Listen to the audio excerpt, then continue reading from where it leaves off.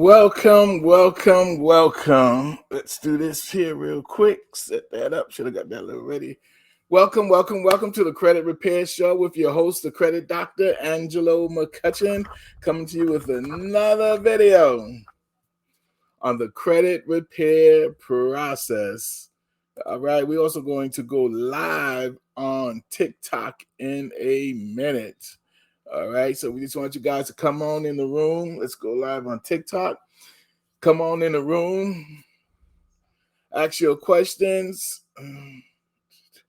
Give us some thumbs up. Give us some hearts if you like what we're sharing, the information. Today we're going to be talking about why you should not be reporting your rent payments on your credit reports. So we're going to get into that a little bit. Just going to wait for some of you guys to come on in the room and let's talk. Let's talk. Make sure you click on that link if you want to comment in the chat room. Say hi, say what's up, God bless, all that good stuff. You know how we do. Welcome to all my TikTok people coming into the room as well. We appreciate all of you guys and gals for coming on in. We're going to be talking about why you should not be reporting your rent payments to your credit reports. All right, so we're going to get into that. All right, you might say, what? Why wouldn't I want to do that?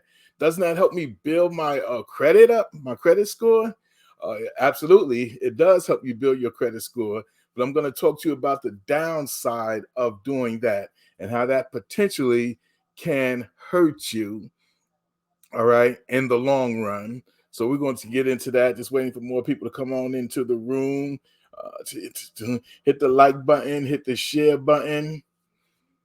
Give us some hearts, give us some thumbs up. You know how we do. We representing everywhere on this, what we would consider in the East Coast, a beautiful Monday evening. I hope all you guys had a blessed day today and a good day today and a safe day today for sure. And then we're just going to cap and talk about some good stuff. Okay, so we're going to actually get into our topic for today. All right, we're just making sure all this is set up right here. All right, so you guys know how, and it was Experian that actually started. Most of you guys seen the commercial Experian Boost, how to get a boost in your credit score when you could add your light bill payments on your light bill. You can add payments from your cable bill to your credit reports, at least to Experian. Experian is the one who did it the most, right? And then you can add your rent, right? And you would get a boost for that, right? You might get 5, 10, 15, sometimes 20 points of a boost just for adding those type of things to your credit report. And that's good, right? There's nothing wrong with adding to get a boost to your credit report. So most people are like, hey, why not do this? Why not add? And you should. If you can, add your light bill, add your cable bill, any other bill that you pay on a monthly basis and you pay on time. Definitely add those things. And then we got to the point where people started adding their rent, right? And they were getting a boost because of that. All their on time, as long as you were making your payments on time now, or your rent payments, you were making them on time, you would get a boost. And so now it went from Experian to now you have companies out there, rent.com and many other places that say, hey, sign up with us and we'll report all your rent payments on time to the credit bureau so you can get, it can help your credit score. And again, good thing, right? There's nothing wrong with that. In that sense, it helps you get a boost, right? And so people started doing that. People are, and constantly doing that. What I basically want to talk about is the downside, or what can potentially be the downside of doing this. And this has to do with you getting ready to purchase a home. And most people are not aware of this, but this happens. Now, when you're going through the process of purchasing a home or getting a mortgage from, let's just say getting a mortgage from a lender, getting a pre-approval from a lender or mortgage company to say, hey, yes, looking over all your finances, your records, your all the good stuff that we do when we look over your background and everything like that, determines whether we're going to give you a certain amount to purchase a home, correct? But one of the things that they use to calculate whether they're going to give you a pre-approval is they use something called a DTI, which is a debt to income ratio. Debt to income ratio, meaning that they look at all your monthly debts, and then they look at your total amount of income, and then they do these divide the debt uh, from the income, and typically that determines whether they feel that you will be able to make the monthly mortgage payments and still pay all your other bills on time. All right, so that's your debt to income ratio, where they look at all your monthly debts, look at your total income, your gross income, not your net, your gross income, divide that, do the numbers for that, and that will let them know whether you can afford a certain amount of rent or mortgage payment, along with still being able to pay your monthly bills. Now, that number, that debt to ratio number, is usually around 36%. They want you to be around 36% or lower when it comes to your debt to ratio. Remember that 36% or lower. Now, of course, if you're getting a government loan, typically, they will raise that debt to income ratio up to about 40, 41, 42%, right? Because you get a little bit more leeway when you're getting a loan from the government, first-time home buyer, programs and stuff like that.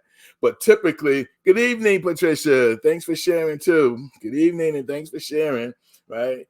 So can we get some hearts? Can I get some hearts on TikTok? Where my heart people at? Give me some love on TikTok. Right? So they calculate your debt to income ratio, and typically they want it to be under 36%. For a first-time home buyers government program, it's around 41%, 41, 42%. Now, how does that tie into your rent? Well, typically, when mortgage lenders are determining whether to give you a pre-approval or not, and they do your debt to income, they pull your credit reports, look at your monthly bills that you pay, they do not count your rent. They do not include your monthly rent in your debt to income ratio. All right, you guys follow me here? When you're looking for a mortgage, you're looking to get a pre-approved for a mortgage, and a mortgage company looks at your DTI, your debt to income ratio, they do not include as your monthly payments your rent. Obviously, because they figure if you get a mortgage, you're going to come out of paying that rent, and now you're going to be paying a mortgage. So typically, they'll look at what your mortgage would probably be, in fact, and do it like that. But they don't include your present monthly rent. Now, here's the problem.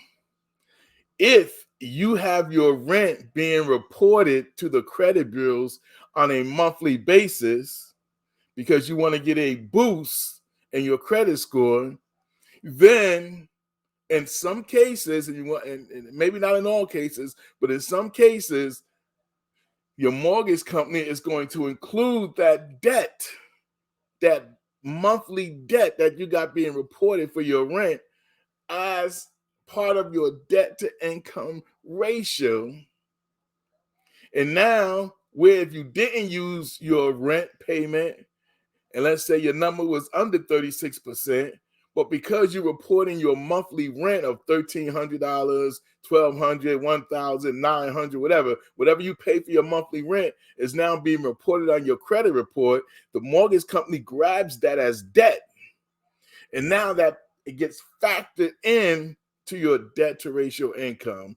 And now what would have been 36% or under now pushes you up over to 38, 39, 40%. And if you're getting a government loan, you may just be making that 41 or 42% boundary. It may even push you higher depending on how much your rent is. So you see, your rent will now affect your ability to get a mortgage. In most cases, it may not affect everybody because we never say one thing affects everybody, but it's going to affect a whole lot of people who have their rent being reported on their credit reports in order to boost up their credit score. But then when they go get a mortgage, now that rent, which would not have been calculated in your DTI, debt to income ratio, now gets put in it. And now where you might have been 36% or lower, puts you up over 42, 43, 38%, 45%. Now you're getting denied because of that. So that's the reason you don't really want to be adding your monthly rent to your credit score.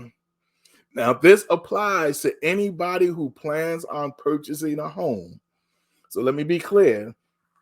This applies to anybody who plans on purchasing a home.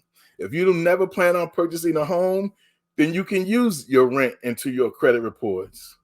But just know that if you ever decide to purchase a home, make sure you cancel that. Make sure that is no longer reporting on your credit report as an ongoing monthly debt, because that's how they're going to look at it. To you, it's just rent. But to the mortgage company, when they see it on your credit report, potentially becomes debt that's added to any monthly debt you may have. So you have to be careful. And I say this because I've talked to quite a few people, of course, as a credit repair consultant and things like that. I've talked to many people and come to find out, and I see it on their credit reports, their monthly rent being reported. And yes, it helped them boost their credit score somewhat, 5, 10, 15, 20 points, whatever the case may be. But now that they're starting the process or getting ready to purchase a home, I have to inform them that they might want to take that off, stop that, because some mortgage company, I don't know if every single one would do it, but enough of them will just see that being reported as a monthly debt, and then they're going to add it into your debt to income ratio. And now, again, that cutoff is really 36%. Now that you've added your rent, or you allow them to add your rent, now that number shoots up. And now you denied rent. I mean, you're denied a mortgage just because of your debt to income ratio. Now, that's important for you guys to understand, to know this, to pass this information on to somebody, because I can't get to everybody. I can't. And so that is why when I do, whether my podcast or whether I do my YouTube or Facebook lives, I try to share this information with you guys so you guys can not only use it, but then you can tell somebody else or help a family member or a close friend or a relative, so that they can be aware and not fall into that trap. Because a lot of people are unaware of this. Trust me when I tell you, a lot of people are unaware and they're just going gun-ho with reporting their monthly rent on their credit report. And on one hand, it's good because it does help build up your score. But on another hand, it hurts, or it can potentially hurt you from getting a mortgage, because now it's included in your debt to ratio income. Now, remember, mortgage companies never use your rent for your debt to income ratio. They don't do that. But if you have it reporting as a debt on your credit report, they're just going to see that debt. And when they see that debt, they're going to add it to all the other debts you have on there. And that's going to push that number over 36%. Hey, Tiff McCutcheon is in the house. Thanks for sharing, Tiff. All right. And somebody else shared too. Though your name didn't come up other than Facebook user. But thanks for sharing as well. Thanks for sharing. If you guys can give me some more hearts, I know I'm sharing some good information. Give me some hearts, thumbs up. I would appreciate that. But listen, again, and I'm harping on this because I see it a lot. If you guys have any questions in reference to this, or any question you might want to ask, and I'm looking to see if there are any questions that I can, when it comes to this, or any question about anything concerning credit, I open the floor up to anything. Don't have to be on this particular subject. but it could be on anything. Let me see here.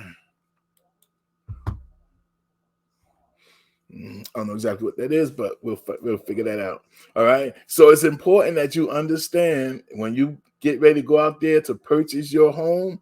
You go out there to get ready to purchase your home. Make sure, listen, make sure you do not have your monthly rent being reported to the credit bureaus. Thanks for the love. Thanks for the hearts. Make sure you do not have your monthly rent being reported on your credit reports. And make sure you tell your relatives, your family, friends, those people you know who are getting ready to purchase a home. Say, hey, you don't have your monthly rent being reported on your credit bureau, on your credit reports. If so, you want to make sure they cancel that. Tell them to cancel that as soon and quick as possible, because it can be a detriment to them being able to get the loan.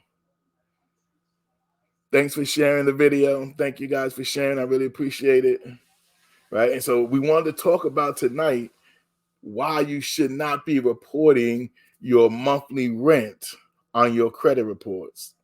And we saying that in reference to anybody who plans on purchasing a home down the road.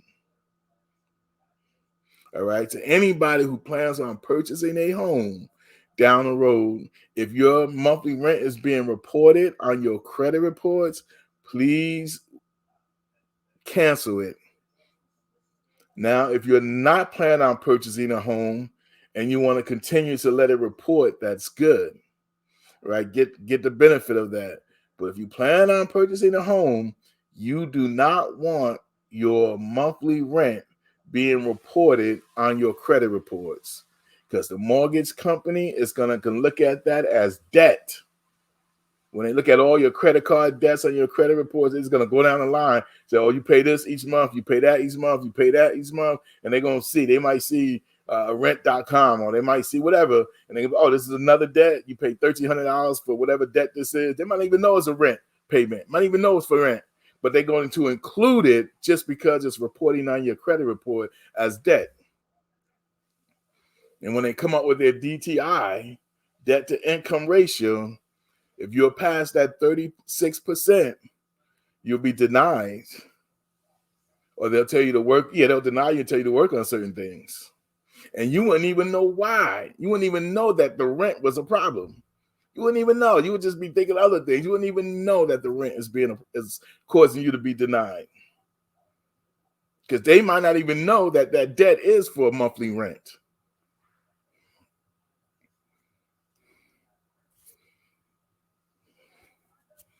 Let me just take a drink for that. Or for that right there. Let me just take a drink.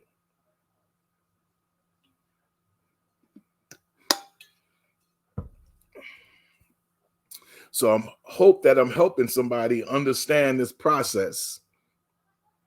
So if you're out there and you say, you know what, I plan on buying a home in 2023, 2024, in the next 6 months, make sure that you don't have your monthly rent being reported on your credit reports.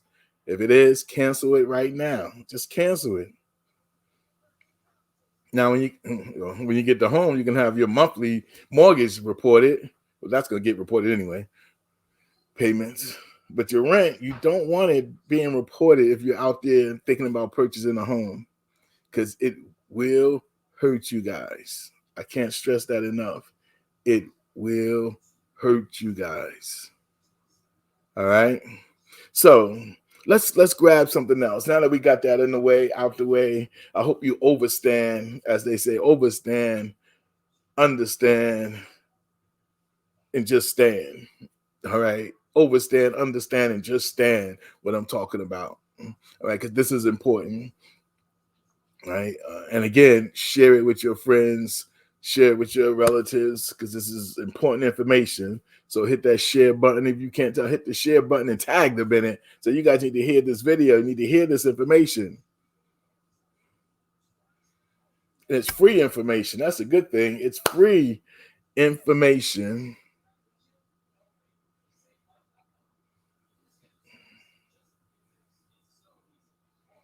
right? Free information. Now, what else can you do to improve your credit score apart from that, right? So we dealt with the rent, right? What else can you do to help improve your credit score?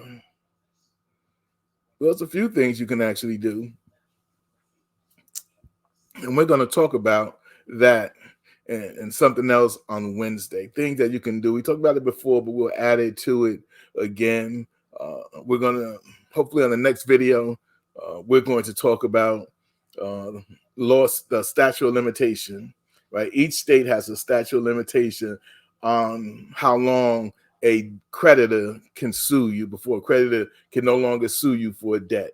Each state is different, and I'm going to go down a list of every state in this country, all 50 states. I'm going to give you a readout of all 50 states, how long before a creditor can sue you